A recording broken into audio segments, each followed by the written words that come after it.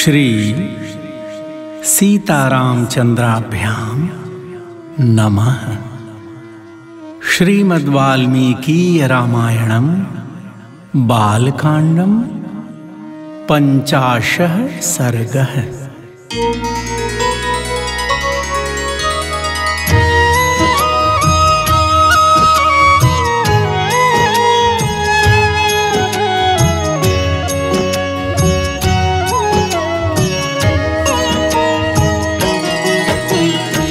ततः प्रागुत्तरां गत्वा रामः सौमित्रिणा सह विश्वामित्रं पुरस्कृत्य यज्ञवाटमुपागमत्।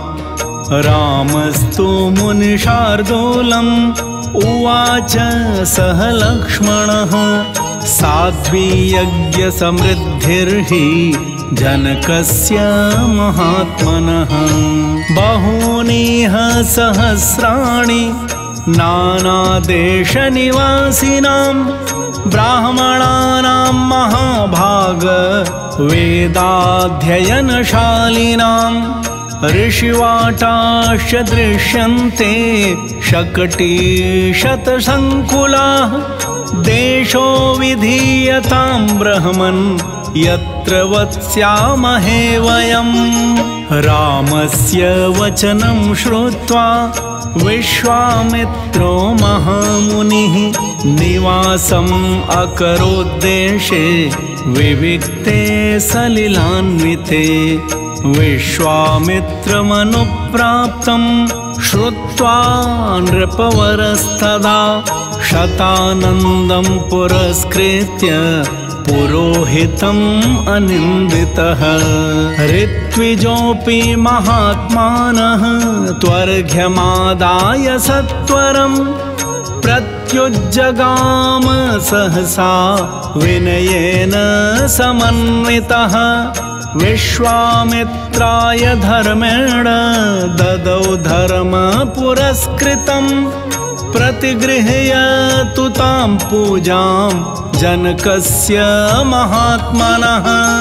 पप्रच्छ कुशलं राज्ञो यज्ञस्य च निरामयम्। सतांशाथ मुनिं पृष्ट्वा सोपाध्याय पुरोधसः।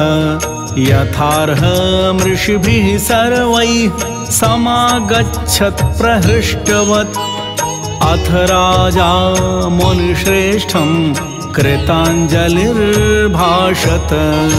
आसने भगवानास्तां सहैभिर्मुनिपुङ्गवैः जनकस्य वचः श्रुत्वा निशसाद महामुनिः।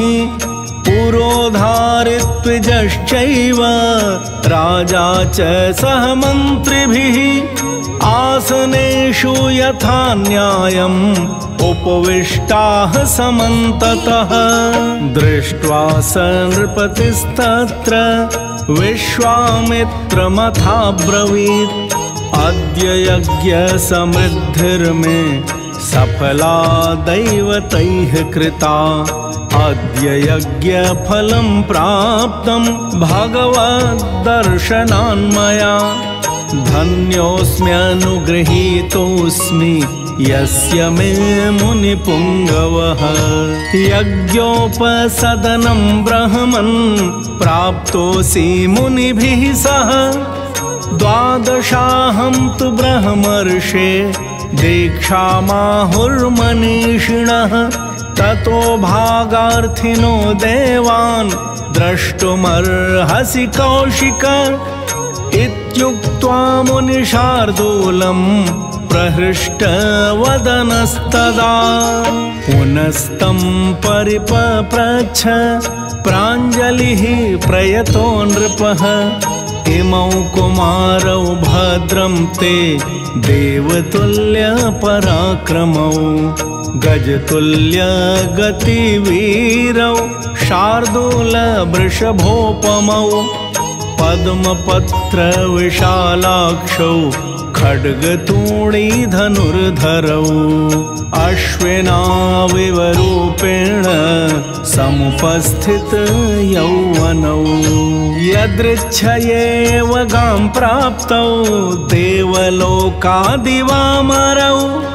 कथं पद्भ्यामिह प्राप्तौ किमर्थं कस्य वा मुने वरायुधधरौ वीरौ कस्य पुत्रौ महामुने भूषयन्ताविमं देशं चन्द्रसूर्याविवाम्बरम् परस्परस्य सदृशौ प्रमाणेङ्गितचेष्टितैः काकपक्षधरौ वीरौ श्रोतुमिच्छामि तत्त्वतः तस्य तद्वचनं श्रुत्वा जनकस्य महात्मनः न्यवेदयदमेयात्मा पुत्रौ दशरथस्य तौ सिद्धाश्रमनिवासं च राक्षसानां वधं तथा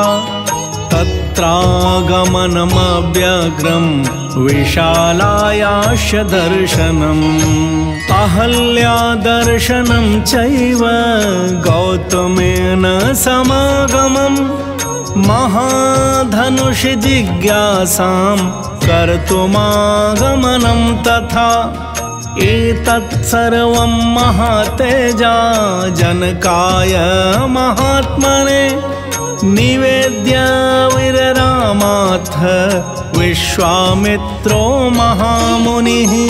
इत्यार्षे श्रीमद् रामायणे वाल्मीकिये आदिकाव्ये बालकाण्डे 50 सर्गः।